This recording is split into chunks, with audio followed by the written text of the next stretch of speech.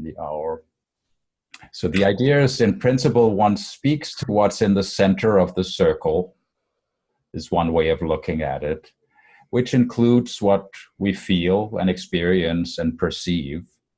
But it's not about being smart or answering somebody else's question or defending ourselves. So it doesn't mean one cannot respond to what other people say or what comes up. That it's what is likely to do that, but it's more likely to happen sort of internally, that you listen to what other people say, and then you see what that brings up for you, and then you talk about what your truth is. So it's not like, oh, I really like what you said, Cheryl. It's really good. I'd like to add to that, if I may. It's not going to be like that. Not the normal polite or impolite way we interact with each other. It's just I have to own what I say. But the interesting part is that it will intertwine, that what I say probably is colored of what I just listened to. But it doesn't have to be. I can talk about something totally different than you're talking about, and that's still okay. Hello, Doug. Doug. Hello. All right, and there's Harry. Yes. You look ready, Harry. I'm ready. Hi, Dave. Great to see you. Hello. Okay. Hey, Dave. All right. And there's Tammy. Okay. Hi, Tammy. Hi. All right. So the first few minutes here, we're just trying to get clear on whether we're more or less on the same page in terms of what Bohmian dialogue is. And it's often very hard to explain, no matter how many documents one passes around. And the weirdest thing about it is then one is not addressing each other, one is not answering each other, one is not even trying to include each other. So there'll be no, hi Heidi. There'll be no, that's really nice what you said, Doug. Let me add to that. I will listen to what Doug says, and then if I feel something needs to be said about that, I will say that. So it most likely means we're not really looking at each other. It's not forbidden to look at each other, but it's not like, what does Doug want? Your sound has gone off for me. I'm not sure if I'm the only one. Okay, I don't know. Let me try to move it around. I'm hearing you, so I'm not sure. Okay, does anybody have trouble hearing me otherwise? I can hear you now. Okay, all right. I switched it a little around. Okay, so the idea is that it's a very intimate, sacred space without any judgment in any form, which includes what I think about somebody else, whether it's good or bad. So it's not like, that was great what you said, or I disagree with what you said. I can still totally express what my thing, but I would first sort of internalize it and then speak my truth. So, are there any questions about that? Is that relatively clear, or is it weird, or what do you think? You look good. You look like you're already ready to go. So I'm going to give all of you an address for another room, and whoever shows up later will not make it. I might or might not have some difficulty ending this room and starting the other room, but hopefully not. Hello, Colin. So let me just briefly summarize again. So when we go into the dialogue space, we switch into a different mode, which is more quiet. And when we're more speaking about what we feel needs to be said from our truth, owning our own truth, and it's not set to anybody else who's present. We're not answering anybody else who's present. And I will not facilitate it in any other way than acting as an example. So if you ask me for something, I will seem to ignore you, which is a little weird. And I'm gonna put you, Linda, you don't have any video? We don't need the video very much for today, so it's not a big problem in that we don't have to look at each other. But again, the rules will be once we go into the other room, which I just posted in the chat, the rules will be a little different. We will just be quiet at first, and then when somebody feels the need to speak something, they will speak. And it will go on from there. There's no, you don't need to put your hand up. Nobody will give you the permission to speak. Of course, it would not be wise to try to take over control of it and dominate it in any way. The idea is that you really speak what needs to be said and nothing else, really. Have you all gotten the address I posted?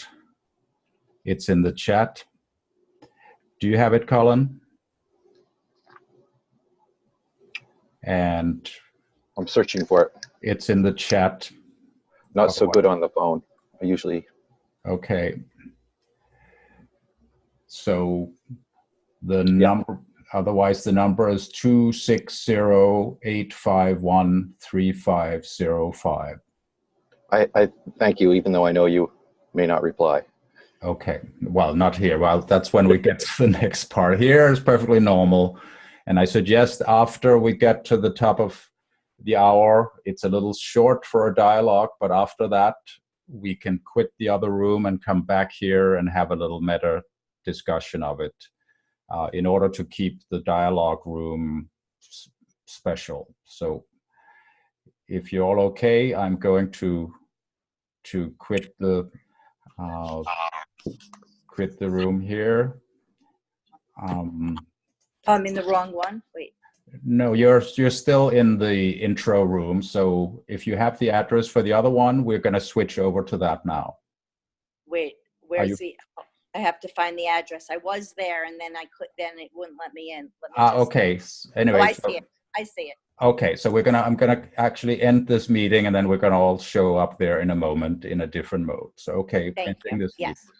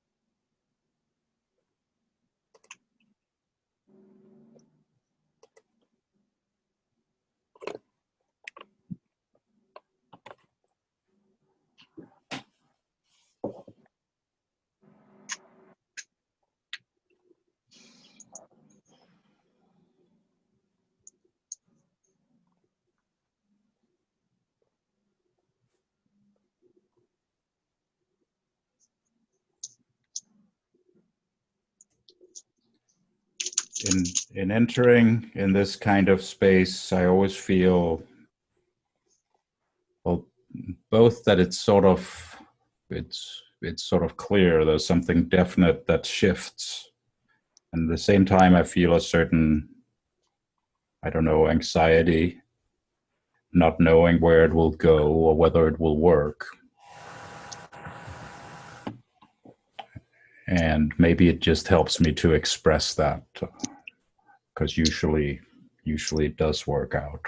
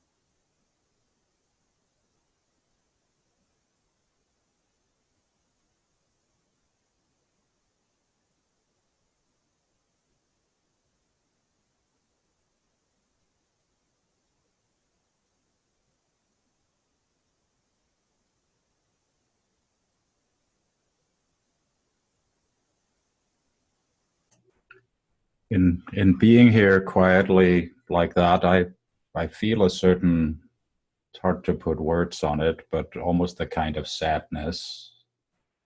Like if I'm not adding some topic or trick or social skills to it to make it happy and clever, then what's left is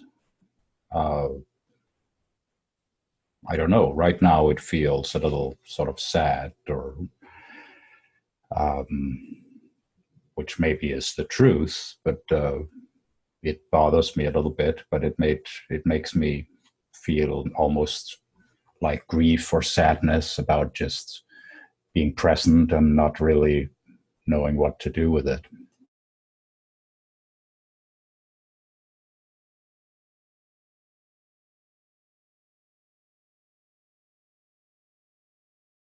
I feel blessed.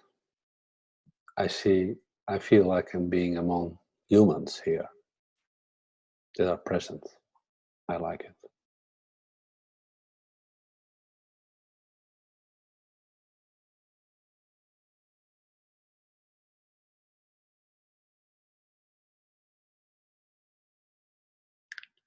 I wanted to thank you, Fleming, for sending out the David Bohm Dialogue write-up.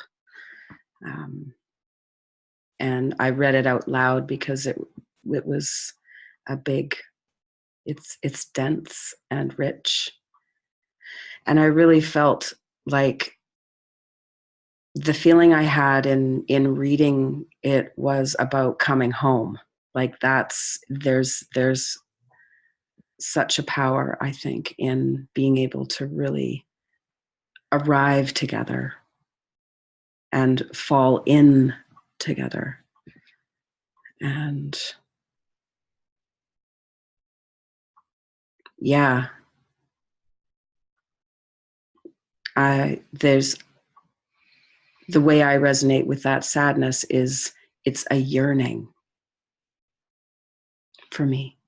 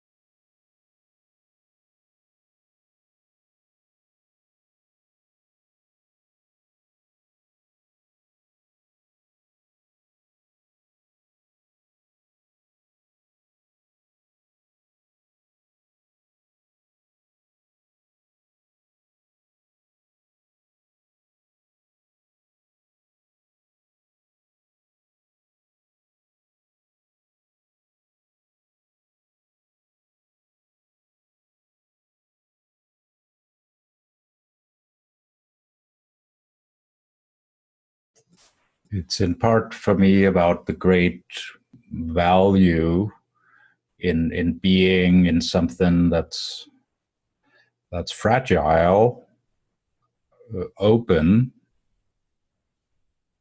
that yes, it may be a kind of yearning. For me, it takes me places, or it takes us places potentially, if we're able to stay in that and explore it and see what's there, see where it goes. And I also feel it's sort of fragile, that I'm afraid of being taken back into the kind of space where I need to defend my position or explain it particularly well or package it so it's good for somebody else. Whereas I feel this sort of vulnerable openness, that's not there, but I'm not sufficiently anchored in it to not at the same time be afraid of falling out of it. So I'm sort of afraid of that somebody will screw it up in a certain sense. And I would like to feel anchored, grounded enough in just the open space being present. And yes, it's a yearning. It's a searching for how to make that into more.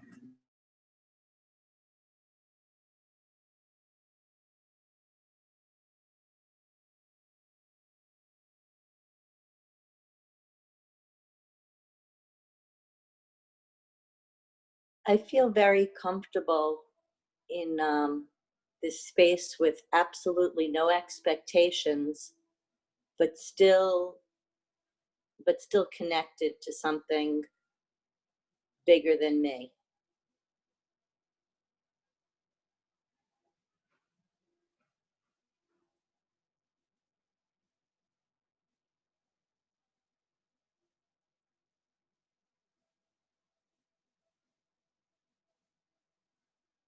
And not having to do anything.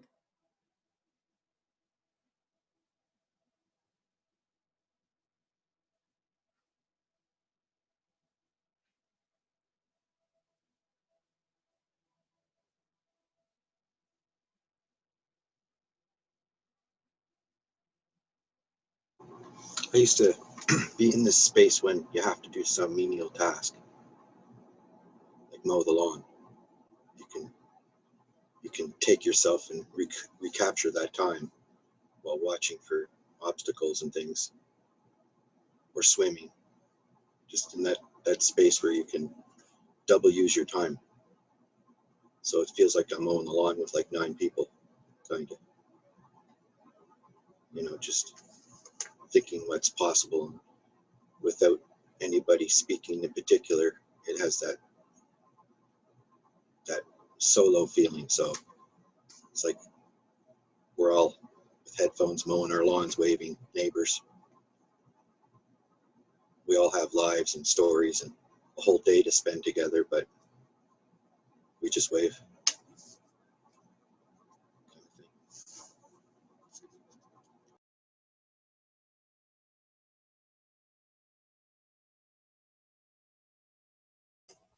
I feel in some ways it's more intimate when it's less personal. We do very many nice things to interact with each other, which helps our social cohesion. But even when it's nice things, it keeps a certain sort of distance or a certain layer in between. And I think there's a potential for being more intimate by being able to skip that, but that's also sort of dangerous in that it's sort of a safety buffer around us. But to skip directly into just being there with whoever is present and whatever is present without this protection of, hello, how are you? Or do you think this is okay?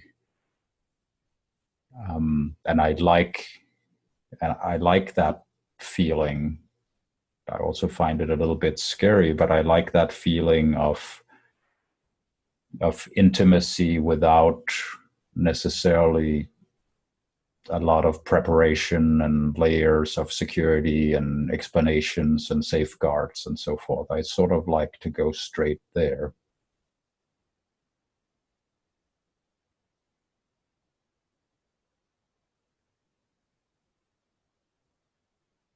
I feel like I'm always struggling to learn to be vulnerable with myself, in the privacy of my own mind, and that there's a parallel with being vulnerable with others also. And the only picture that constantly comes to my mind is the one that I had read about as the example of sitting around a campfire like the Indians, passing the talking stick and just saying their feelings about a matter or about no matters.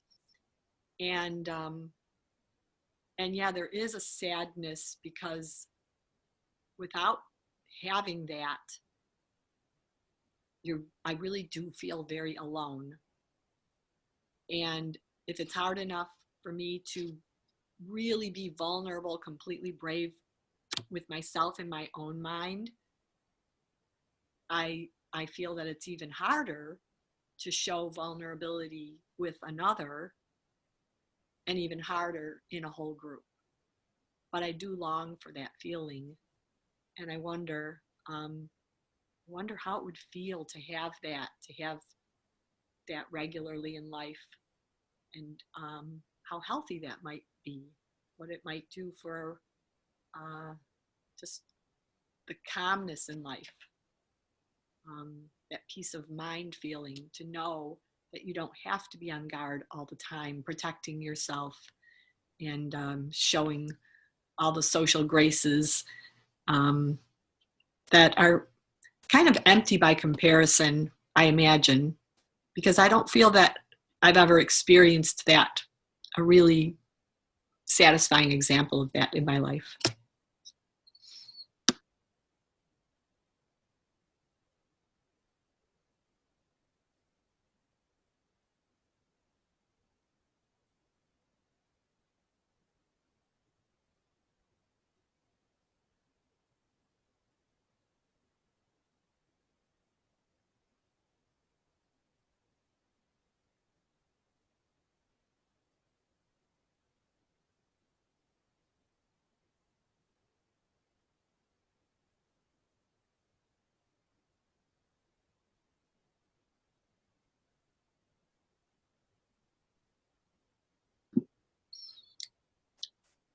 I feel that it has to do with something about the shared human condition, and how that itself is very scary, and how if we were just even able to just hug each other, and I don't mean like a superficial group hug, but like a real group hug where we really connect and are just totally vulnerable in our human condition and comfort each other in that, so that we might just bravely move on in life and go forward and not be scared and feel alone in our everyday life.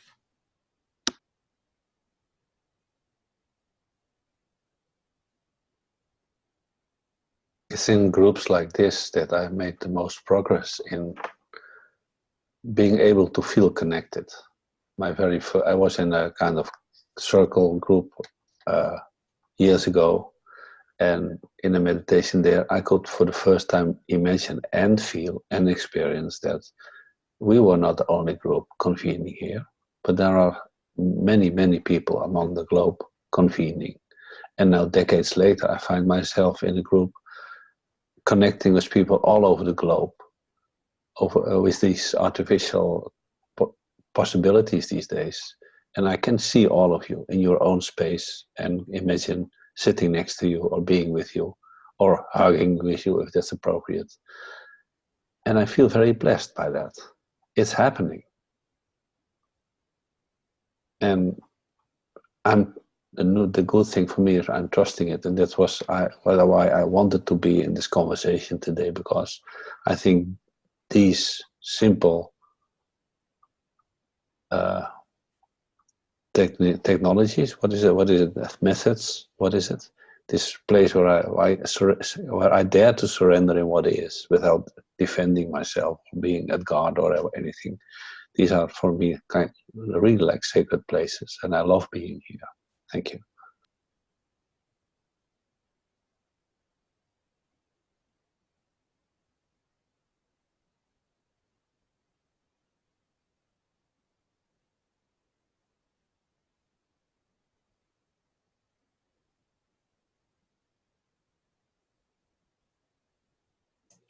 So I wonder if there's power in that aloneness and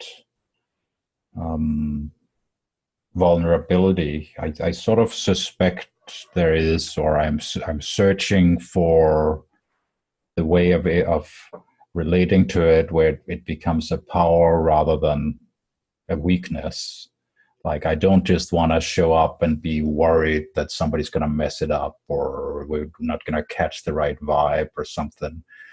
I would like it to be to plug into something that is strong and present and powerful, while at the same time it's vulnerable and alone, like to show up in our aloneness without having to cover it up and pretend that we are all together and we agree and we have a plan and so forth. I mean, the truth is often that we're sort of still alone.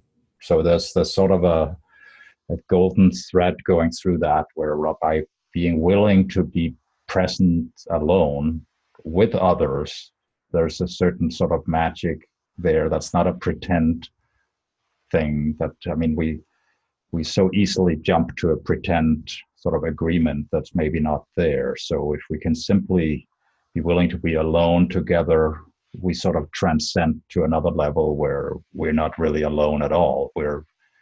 Part of what I'm realizing too is the space is the same, like the presence is the same, like we're all here. Like if we remove all the sort of artificial pretend or politeness or opposing and all these things, then what's left is just a presence, which is not just alone. It's like it's us together with something much more, but it's tricky.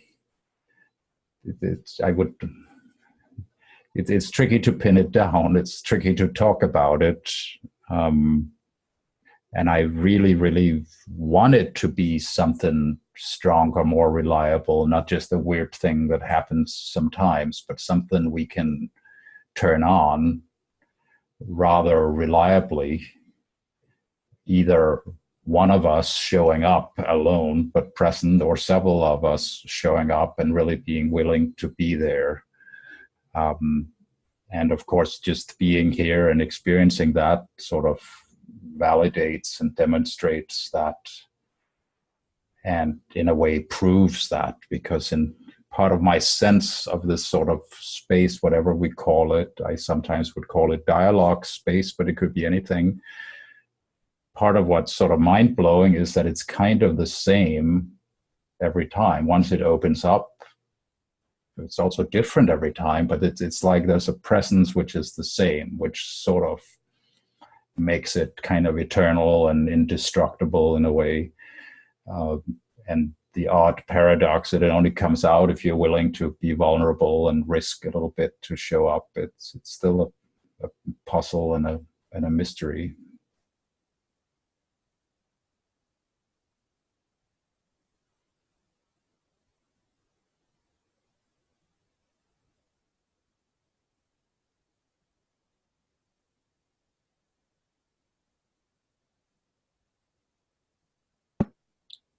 It feels to me like a meditation, listening to the voices coming out of sort of nowhere.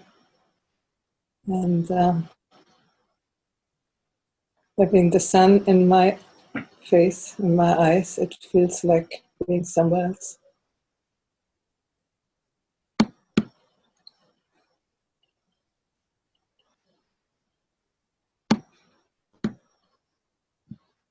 Then I say to myself, as I know I have many more laps to go, what can I think about?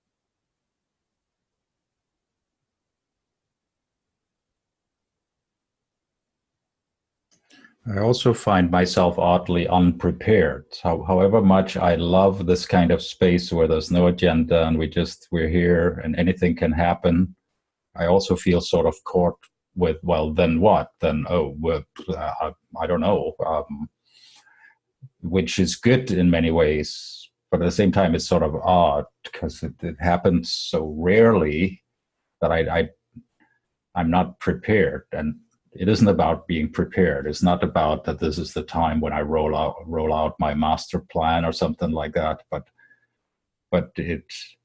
I would like it to be that something then flows, that there's some motion or something that comes together. And even though I know I want that, I also feel oddly unprepared or unqualified in really knowing what that is or where it goes. I can maybe optimistically imagine that if spending more time here makes it easier to actually, well, not harness it, it's the wrong word, but make this space not just sort of a vacation from the normal thing, but being where the productive stuff happens, in a sense, where the real stuff comes out. And to do that, maybe we need to spend more time here and feel more confident in it.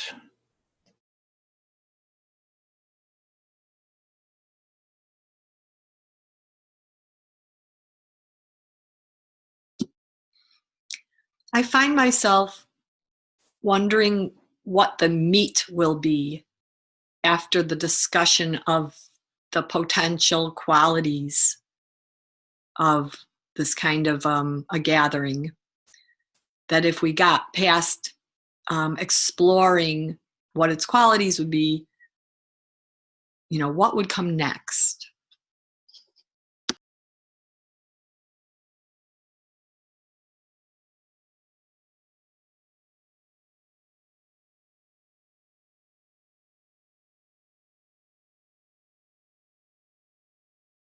I do not feel I need a next.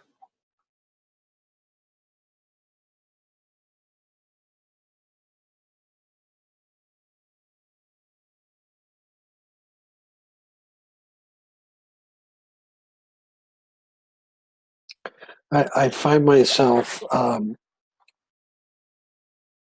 experiencing being here as enough. And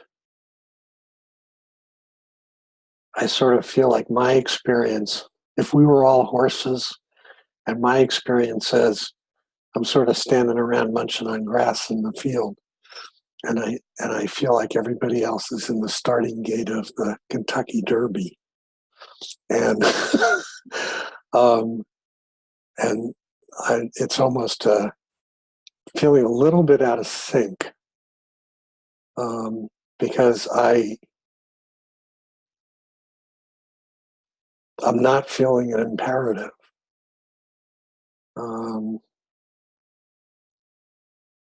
The need for add-in as a need thing.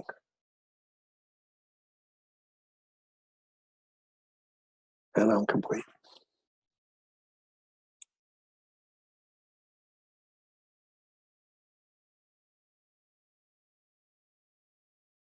When I listen to Harry talk, I feel like he's speaking my words, and that kind of connection. It's hard to explain, but it feels as if it's one expression of myself. And in feeling that, it's just sort of like,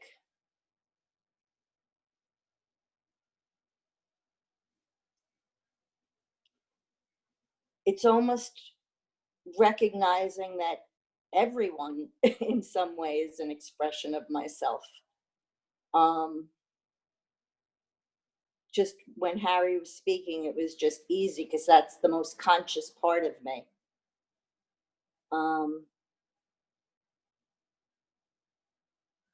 Yeah, that's it.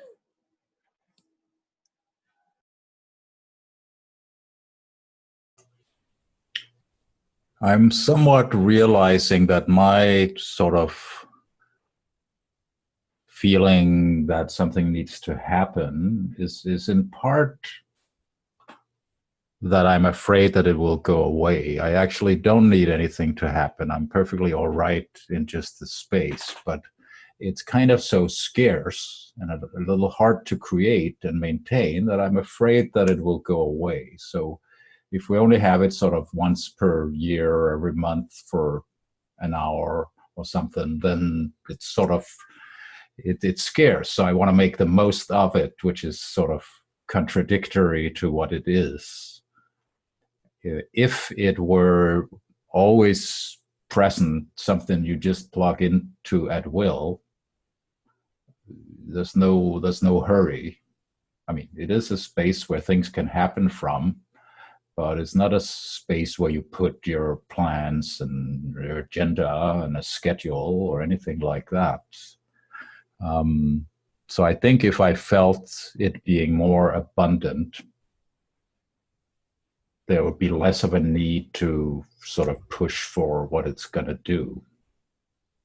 And probably it's counterproductive to push for anything. It's not going to happen.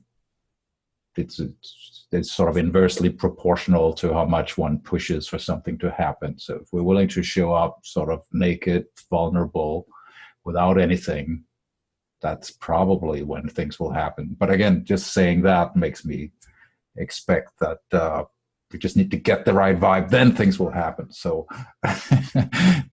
so I might be sabotaging it there too. But anyway, the answer is just being okay with it, whatever it is. I wonder if any Bohm dialogues have been done naked.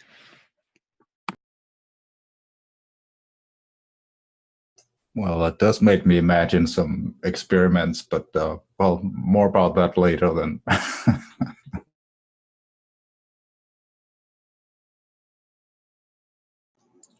we call that the Bohm bomb? Because now I think that put a different energy into the room. It's pretty hard not to picture Doug naked now. Actually, I never thought of that. That never seems to be a good idea for me. I don't know. Something to do with sand on the beaches, or just, and to think that's the way we once were. And I guess a few places people may still be, for the most part. It's interesting. Why the different color skins in the sun, and why it would matter.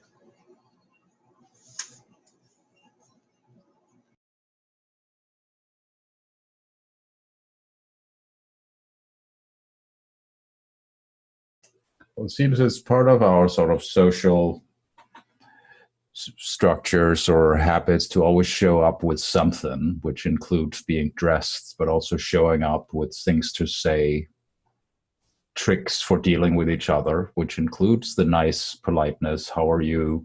I'm fine. I mean, it's showing up with something. We're putting something else between us, even if it's with the best of intentions. So just sort of the principle of showing up with nothing, even with the seeming absence of politeness, it becomes more intimate. And certainly it does in no way makes it impolite. I mean, it's not because we didn't say a lot of nice hellos to each other that somehow we're less nice or present. On the contrary, we might go straight to being together.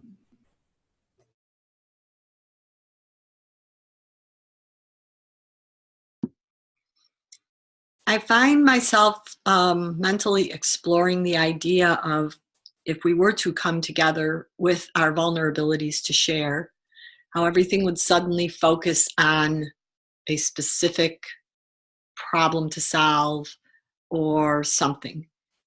And that maybe there's value in just coming together and assuming the vulnerabilities and the things that we all must have, and just not needing to know the specifics, but just knowing that it's got to be there for all of us mutually, might be enough, or might somehow be helpful anyway, even if it wasn't ever discussed.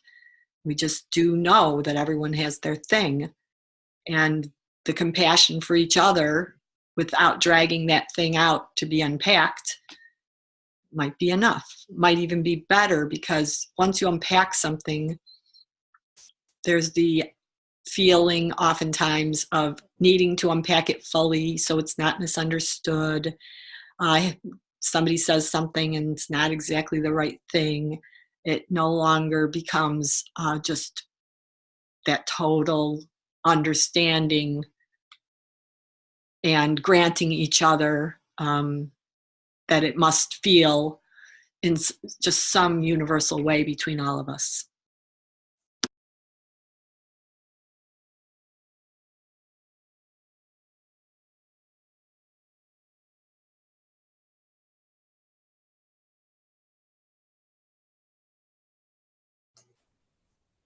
It is odd and interesting for me that in this setting we somehow, it's like we understand each other better, even though I think we use less energy on trying to understand each other.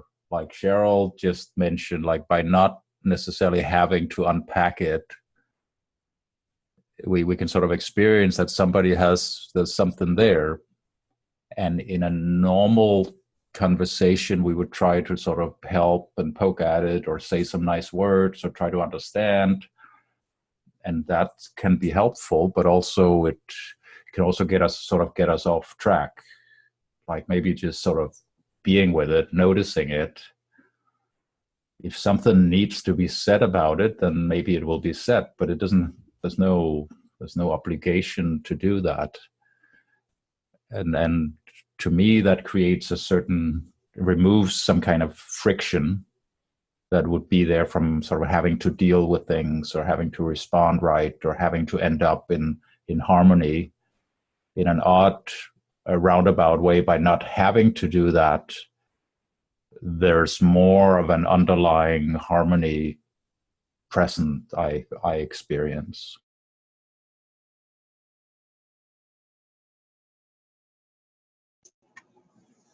I have something to say to each one person, but not much to say to everyone.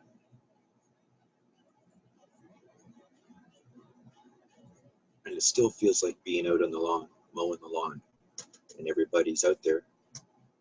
And that's the space between you and that neighbor. You can wave, some things about them.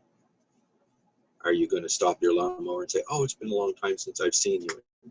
Everybody, some neighborhoods probably take a long time to get the lawn mowed, where others, they mow the lawn, off they go, and just wave. So there's some kind of in between the cause and effect, there's the ability to extend time or play with time in ways. Times like this are rare, so how could you use this time specially? Like if there's no conflict or festival event to prepare, then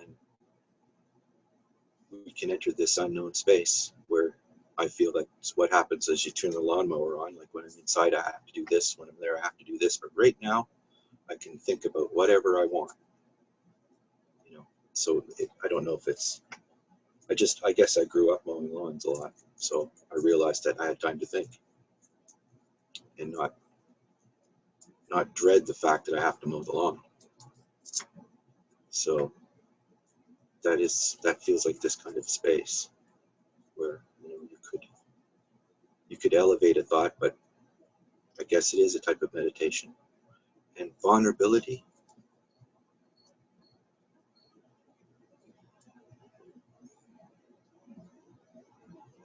it almost seems like that comes in more on a one-to-one to me, and vulnerability in a group is a different thing, where maybe, I'm not sure, but some groups I'm in try to allow for that in particular, that kind of growth. And it's a very interesting thing to experience, in all the different ways people try to bring things into the space, and only the authentic things seem to make it through. It's interesting.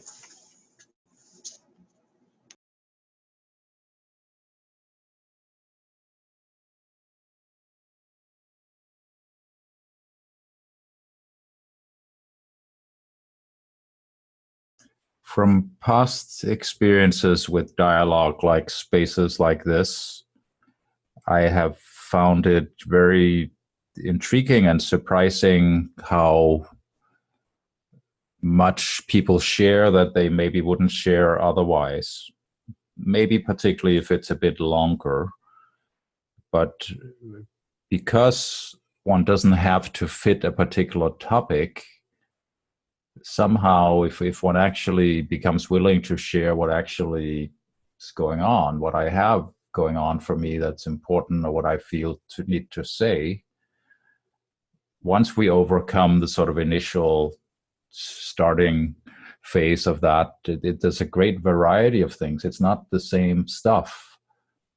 Whereas in a normal conversation where we're sort of trying to stay to the topic and trying to respond and continue the thread, but that's a little bit in the pretending category, because if really what's there for me is something different and I don't know how to fit that into the discussion, then I'm sort of sitting on something.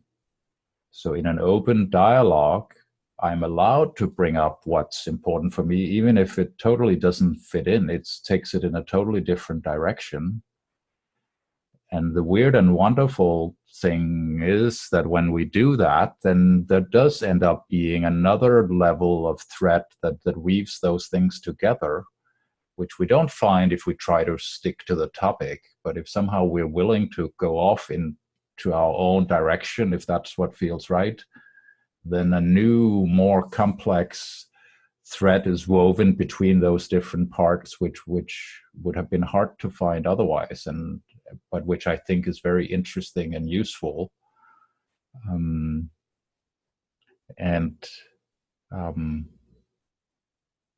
Yeah, so just to sort of emphasize that it's not like talking about nothing or all looking for the same thing. It might be very individual, but a certain group collective thing gets woven together, which is interesting.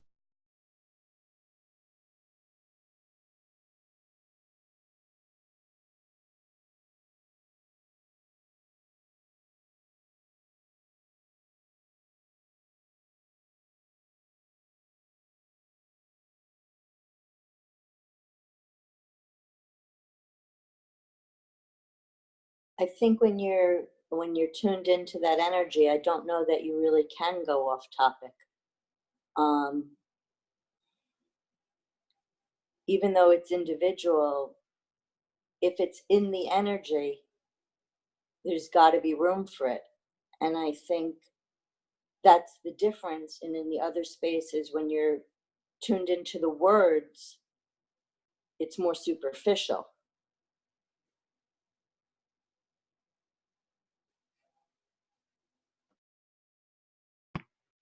Part of what I feel is happening for me is as each person is speaking, it's like I'm extending my perceptions, and in really thinking of this as a space of thought to see where I connect and also where I disconnect. And that one's more subtle. But not so much.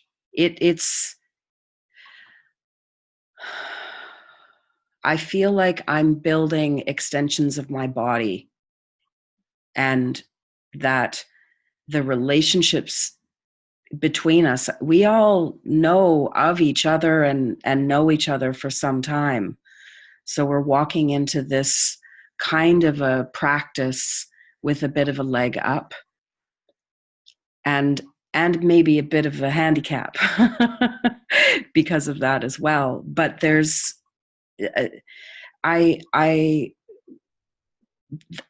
I think of Fleming, I always think of him talking one day about this hyperfluidic state and this state of flow. And I have a sense that these convenings are that. They have this magic potential that can arise at any moment, and that the practice of opening to that resonant field together is,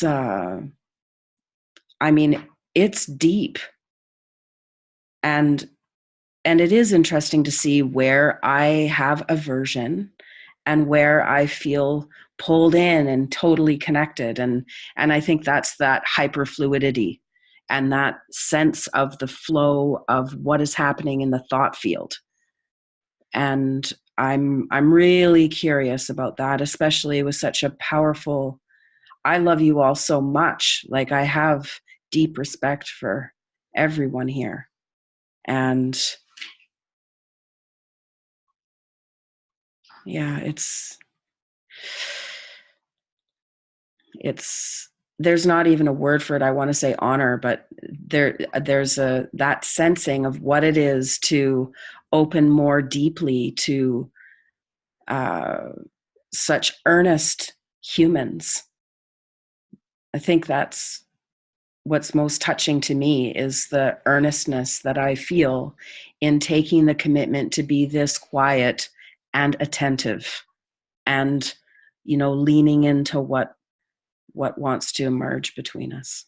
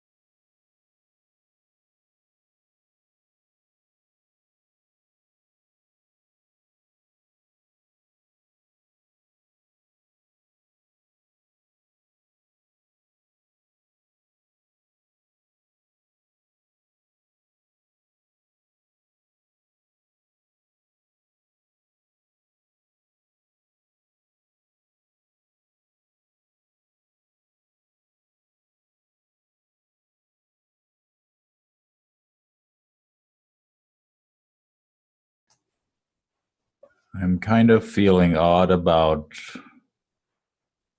having to, in a moment, switch back into being a kind of facilitator and sort of end this meeting and suggest we move into another meeting, in part because this is not facilitated. Nobody can really manage this kind of thing, and it's hard to know. It's hard to say it's done because it happily will go on for quite a while, and it is sort of an ongoing, eternal kind of thing. It's not a meeting that's like from there to there. It's something to plug into. And it's hard to say when it has its result. At the same time, I love how we ended up in a really quiet place where we were just happy just sitting there. Nobody had anything they had to say. It's really wonderful. So I think this might actually be a good place to sort of close the door to this space, which will keep continuing, and I'm sure we'll find ourselves here again in some other way. So if the rest of you are okay, I think we will move to, it's a little formal, but to sort of maintain that this is the dialogue space. It works in a certain way. I think we will end this meeting, and those who want to can convene again in a moment in the regular conversational experiment room where we can discuss this a little bit. But without further ceremony, I will just click end of this meeting.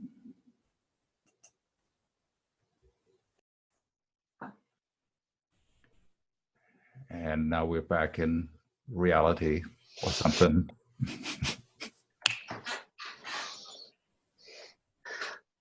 The nice thing is that these dialogues are also very real.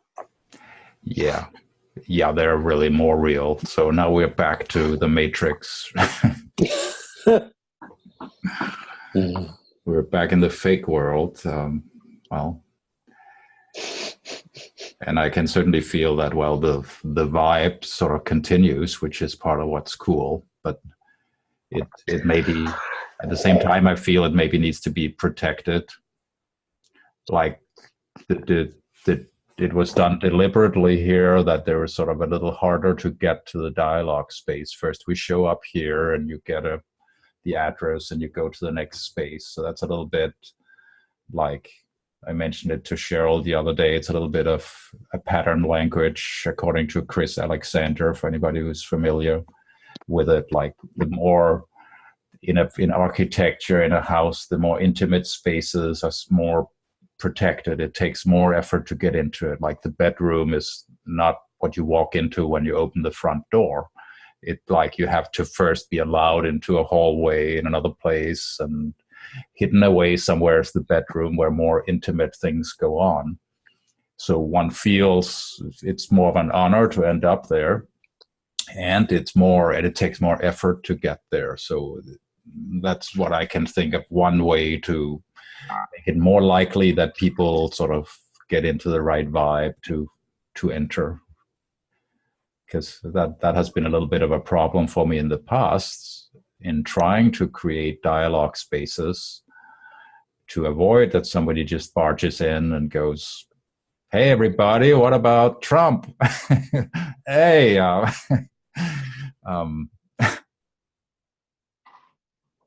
so what do you guys think? Well, you're in my bedroom, so. Well, we are right in your bedroom here. So we're already in the intimate space.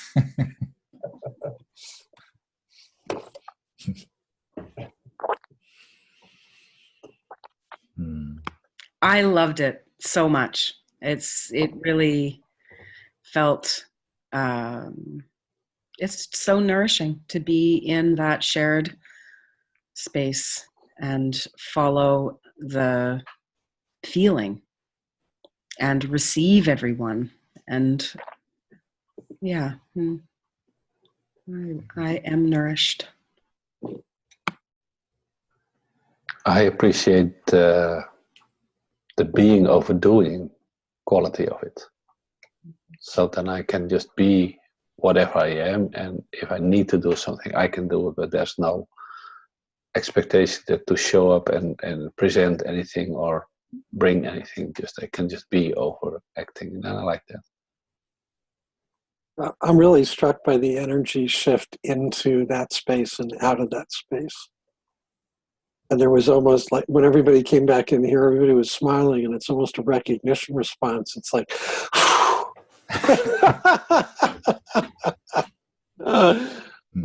and I wonder what that's about. Like, what's that? What is that? Lightning. What? There is a kind of energy intensity in those spaces that are. It's a strange word to use, but it's more work.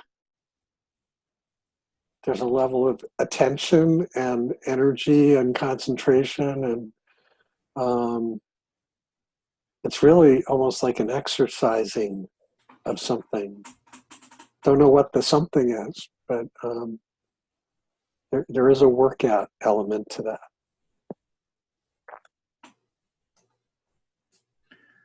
So my question is also how to make more of that, or to keep that. I mean, ideally I would want sort of a permanent space one could just walk into, and some other people can show up and we can be in it. I technically, I'm not sure how to set that up. And also there's the element of how to sort of, it doesn't need to be policed, but it does seem to require sort of being willing to get oneself into the right mood, ready to do that work and show up and have some respect for the sacredness of that. And that, I think that worked very well here. Would it work if we did the same every week? Maybe, or maybe it would work better, or maybe we would get used to it. I don't know. So I'm inclined to maybe try that a couple of times and see how that works, and maybe look for ways of extending that. Because in part for me, this kind of thing has been an underlying thread for me in the conversational experiments, even though we're doing different experiments every week. For me, I'm looking for more of that. I'm looking for other things too, but to me, the driving flow of energy is that we can show up sort of naked, and from then on it's to onto something else, some other kind of collective intelligence emerging, or whatever it is. I'm trying not to put names on it. Okay, but this was successful. Yes, Harry, tell us how. I like that you mentioned patterns and Christopher Alexander. I think what we are doing, what the work is in being overdoing, is the repatterning that I'm doing. And I can be different, so that's the work for me.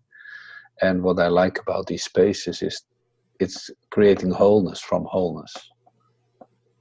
And I think that's what we're kind of exploring here, just being different, and in that way, for me, opening new behaviors, new possibilities that I've in some way been yearning for, without able to reach it, because they're all the matrix requirements kind of make that impossible. And creating this empty space and to practice that is very wholesome for me. So thank you. I have something to say. That was my first experience. And I found it, like Heidi said, to be very meditative and at some moments magical. And I really, really loved it. And I'm curious to know who else here has been in a dialogue like that before this and who has not.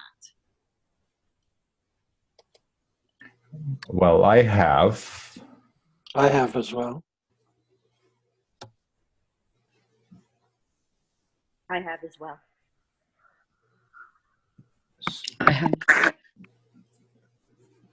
So I think maybe part of sort of making it stronger, or finding outlets for it, is, well, more shared experiences like that, which is sort of a shared reference for us. So even though we've done it before, like for me, it had been a very strong experience in the past being part of a dialogue group, but I'm also always sort of looking for it, finding it hard to explain and invite others into it. So having some experiences of successfully being able to create that when we want to or plug into it, that is something that would be lovely if that can grow and can be a reference for more of us.